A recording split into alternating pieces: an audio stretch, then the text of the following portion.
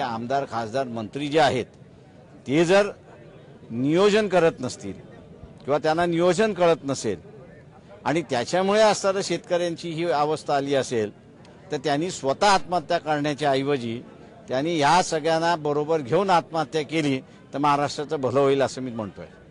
अडचणीवर तोडगा काढण्यासाठी डॉक्टर प्रकाश आंबेडकर यांनी शेतकऱ्यांना विद्रोही सल्ला दिला, पण फक्त चिथावणीखोर वक्तव्य करून प्रकाश आंबेडकर थांबले नाहीत, तर शेतकऱ्यांच्या आत्महत्या रोखण्यासाठी त्यांनी सकारात्मक उपक्रमही हाती घेतलाय।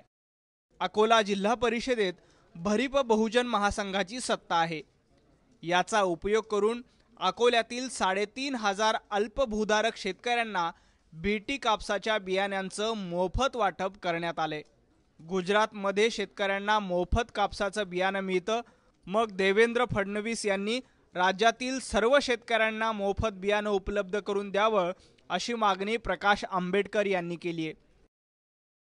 माझं महाराष्ट्र शासनाला राहणार आहे की त्यांनी हाच कार्यक्रम महाराष्ट्रभर त्या ठिकाणी राबवावा। शेतकऱ्यांना 250 रुपये पर बॅग हा भुर्दंड त्या ठिकाणी बसतोय आणि तो एकाच कारणासाठी की सत्तेवरती बसलेला मग तो काँग्रेस असेल किंवा राष्ट्रवादी असेल किंवा सेना असेल किंवा बीजेपी असेल यांच्यामध्ये कोणाकडेही धमक नाही की 3 वर्षानंतर जे संशोधन झालेलं आहे ते खुलं झालेलं आहे आणि आम्ही 250 रुपये देणार नाही मॉन्टेन्सोला ही भूमिका घेत नाही म्हणून शेतकरी अडचणीत आलेत। शेतकऱ्यांना मोफत बियाणं मिळावं यासाठी अकोला जिल्हा परिषदेनं 55 लाखांचा निधी राखीव ठेवला, त्याचा उपयोग सामान्य शेतकऱ्यांना झालाय।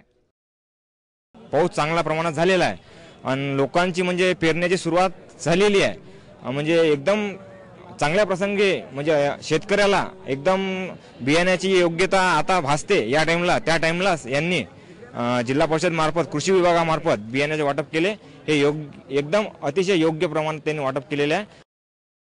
सलग 3 वर्षापासून महाराष्ट्र दुष्काळानं होरपळतोय, परिणामी शेतकऱ्यांच्या हाती पैसा नाही। मराठवाड्यात तर शेकडो शेतकऱ्यांनी मरण जवळ केलंय।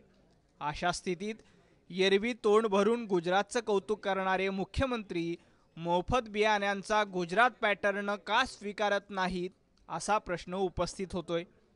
उमेश अलोने, एबीपी माझा, अकोला।